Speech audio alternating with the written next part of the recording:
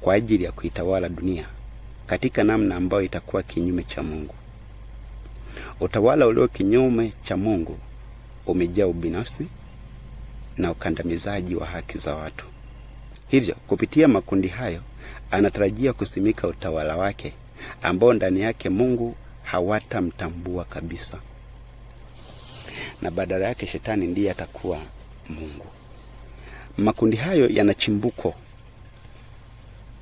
katika chama kimoja ambacho kinajulikana kwa jina la The Society of Jesus au Jesuits. Kutokea hapo viligawanyika vikundi mbalimbali ambavyo vilitawanyika duniani vikiwa vina kazi mbalimbali katika kuwavuta watu wa Mungu kuelekea katika utawala wa Ibilisi. Vikundi hivyo ni kama vile Illuminati, Freemason, Knight of Templar, Knight of Malta, Knight of Columbus na kadhalika. Mwandishi mmoja aliwahi kueleza sifa mojawapo ambayo watu hao katika vikundi hivyo wanavyoweza kuonekana. Nitasoma kwa Kiingereza alafu hapo nitafasiri. Anasema, when appearing as a member of their order, they wore a garb of sanctity. Yani wakionekana kama watu wa chama chao, walivaa mavazi ya utakatifu. Visiting prison and hospital, wakitembelea magereza na mahospitali. Ministering to the sick and the poor, wakiwahudumia wagonjwa na maskini. Professing to have renounced the world and bearing the sacred name of Jesus, wakidai kuwa wameuchukia ulimwengu huku wakibeba jina takatifu la Yesu Kristo, who went about doing good, ambaye alienda kifanya mema. But under this blameless exterior, the most criminal and deadly purposes were often concealed. Lakini chini ya muonekano wa nje usiolaumika kulifichwa malengo ya kufisha. Under various disguise, the Jesuits worked their way into offices of state. Katika kujigeuza kwa namna mbalimbali, majasusi hawa walienda wakatembea hata katika maofisi ya utawala, climbing up to be the counselor of the king, wakipanda kuwa washauri wa wafalme, and shaping the policy of nation, na kutengeneza sera za mataifa. They become servant to act as spies upon their master. Walijifanya kuwa watumishi huku wakishika nafasi kama ya wapelelezi juu ya wale wanaowatumikia, yani mabwana zao. They established colleges for the sons of princes and nobles and school for the common people. Walitengeneza vyuo kwa ajili ya vijana na wana wa kifalme na watu waheshimiwa. Lakini pia walitengeneza mashule kwa watu wa kawaida.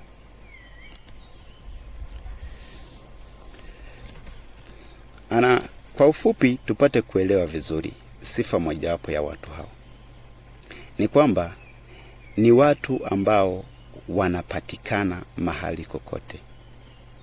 Wengine wapo katika ofisi za utawala, wengine wapo katika ofisi za kidini. Ngoja tuendelee upate kuona sifa zinazoendelea. Anasema, there was no disguise they could not assume. Hakukuwa na hali yoyote ya uficho ambayo wanashindwa kuweza kuifanya. Yani kama ni kuigiza kwamba ni labda kwa mfano ni nabii, ni mtume wa Mungu, ni mchungaji mwema, labda kujifanya ni mtetezi wa haki yako, kujifanya ni mwanasiasa anayekupenda, kukutakia yaliyo mema.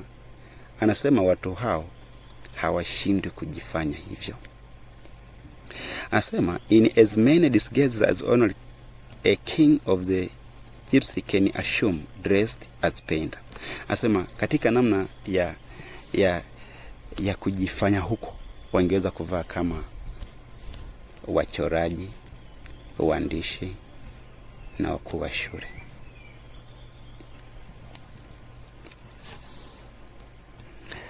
If ever there was a body of men who meted eternal damnation on earth and in hell, it the society of Loyola the Just. Mwandishi anatuambia kwamba kama kuna watu ambao kwa kweli wanafaa kupata uangamivu wa milele katika dunia hii na katika jehanamu, ni jamii ya Majesuit. Ukitaka kupata maelezo haya zaidi, unaweza kusoma katika kitabu cha The New Jesuits, Little Brown na Sio George Lehman. Lakini pia unaweza kupata maelekezo kutoka katika kitabu cha Pambano Kuu or the Great Controversy na mwandishi Ellen White. Sasa basi, ndugu zangu wa Tanzania, watu hao kama ambao tumeona sifa zao japo kwa kifupi, utakuja kugundua kwamba ndio watu ambao tunaishi nao, tumezungukwa nao, tukiweka utumaini wetu juu yao kama watu ambao wanaweza kutuongoza kwenda labda mbinguni, kama wachungaji, manabii, maaskofu, mitume, pengine mashehe. Lakini kumbe wapo katika kundi hilo. Kile ambacho tunakiona, miujiza ambayo wanatuaminisha, yote ni miujiza ambayo inaweza kutokana na yule kiongozi wao mwovu ambaye wanamtumikia, yani shetani mwenyewe.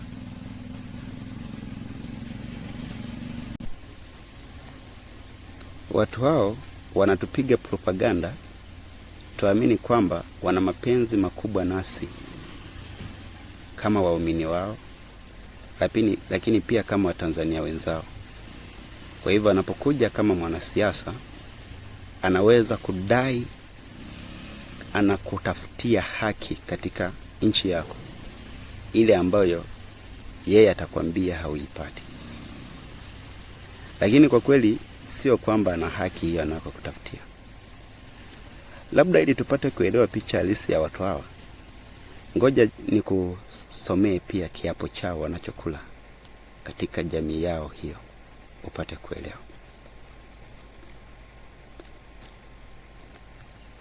Mkuu wa Majesuit anaanza kwa kumwambia yule ambaye anapewa kiapo sasa, na hapa anasema hivi: kijana wangu, kuanzia sasa umefundishwa kuwa kama mbomoaji miongoni mwa Roman Katoliki, kuwa Mkatoliki, kuchunguza, kupeleleza kwa siri, hata kati ya ndugu zako, kutoamini mtu yoyote, miongoni mwa wanamatengenezo kuwa mwanamatengenezo, miongoni mwa yeyote miongoni mwa Wahugenoti kuwa Mhugenoti, miongoni mwa Wakalvin kuwa Mkalvin, miongoni mwa Waprotestanti kuwa Mprotestanti kwa ujumla. Ni kujitwalia imani yao na kujitwalia imani yao kwako.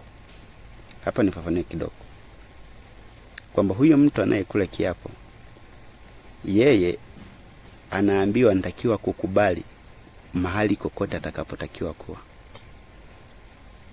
Ikiwa ni katika imani ya kidini, iwe ni ya Katoliki, iwe ni ya Protestanti, iwe ni ya wale waliokuwa naamini Calvin au Huguenot, wote hawa mbataja, inamaanisha kwamba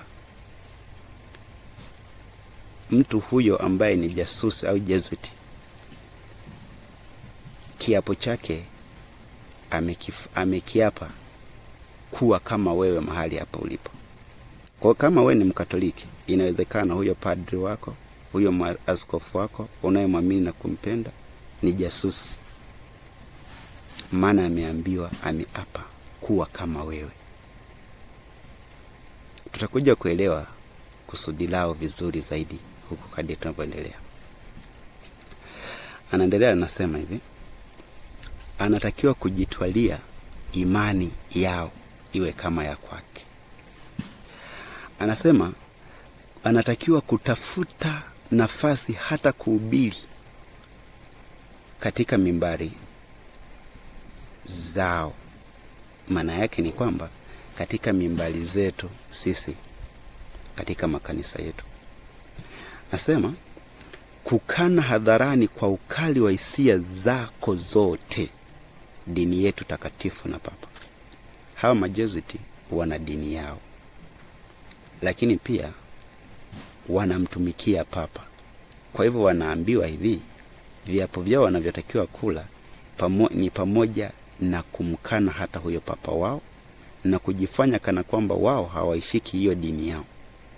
Kwa nini? Anaendelea anasema, na kushuka hata chini kuwa Myahudi miongoni mwa Wayahudi, ili upate fursa kukusanya pamoja taarifa zote kwa ajili ya chama chako cha majesuiti kama askari mwaminifu wa Papa. Kumbe majesuiti ni maaskari wa Papa. Na kama mnafuatilia vizuri katika mitandao, hawa watu ambao wamepanga kuandamana, moja ya sehemu ambao wamepeleka barua, nadhani ni ya kuomba msaada, sijajua ni ya kuomba msaada wa kuwalinda wanapokuwa andamana, wao wanajua. Lakini wanasema wameipeleka Vatikani. Huko ni katika makao ya Papa mwenyewe. Sasa tunajuaje kama huyo aliandika barua na kuituma huyo naye hayuko katika kikundi cha majesuiti? Wacha tuendelee na kiapo chao. Umefundishwa kupanda mbegu ya wivu na chuki kati ya jamii, majimbo na mataifa ambayo yalikuwa na amani, na kuamsha hali ya kuvujisha damu, kuwahusisha kuingia katika vita baina yao na kutengeneza mapinduzi na vita vya ndani ya nchi ambazo zilikuwa huru na mafanikio. Sikiliza vizuri upate kuelewa ndugu. Ni kwamba hawa watu wamefundishwa.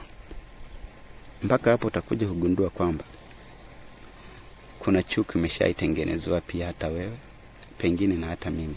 Siwezi kukataa hilo. Lakini ndicho walichofundishwa, na wanapokuwa wanaapa wanatakiwa kufanya hiyo. Kupanda chuki kati yangu, kupanda chuki kati yako na mimi, kati yako na mtawala, kati yako na ndugu zako.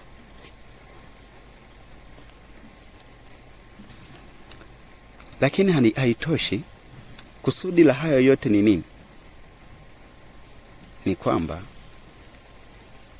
kuharibu amani,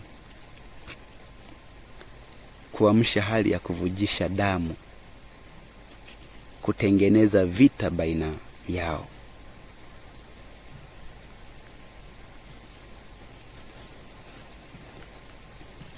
Naendelea katika kiapo kingine, anasema na kutengeneza mapinduzi na vita vya ndani ya nchi ambazo zilikuwa huru na mafanikio, wakivuna sanaa na sayansi, huku wakifurahia baraka za amani, kuchukua upande wa wapiganaji na kufanya mawasiliano ya siri na kaka yako Jesuit ambaye anaweza kuwa ameshika upande wa pili, lakini mkitofautiana kwa wazi katika yale yanayowaunganisha, ili kwamba kanisa lipate kunufaika hatimaye mwishoni. Sijui hiyo pointi kama mmeelewa. Ngoja niifafanue vizuri. Anasema hivi, wanaweza kutumia habari ya sanaa, sayansi, huku tukiwa tunafurahia baraka za amani. Hao majesuiti wanaweza kusimama upande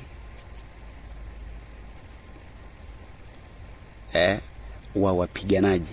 Tuseme tu kwamba sasa hivi walioandamana ulikuwa na watu waliokuwa wanahamasisha. Kwa hiyo kwa kifupi ni kwamba kuna majesuiti waliokuwa upande wa waandamanaji. Lakini kitu kingine anachokisema ni kwamba kwamba kuwasiliana kwa siri na kaka yake Jesuit ambaye anaweza kuwa tena upande wa pili. Yaani kumbe yule tunaye muandamia, kama tunaandamana kwa ajili ya serikali, inawezekana katika serikali hiyo kuna Jesuit, na yule upande wa serikali huyo Jesuit aliyeko kule, na upande wetu waandamanaji huyu Jesuit aliyeko huko, wao wanawasiliana.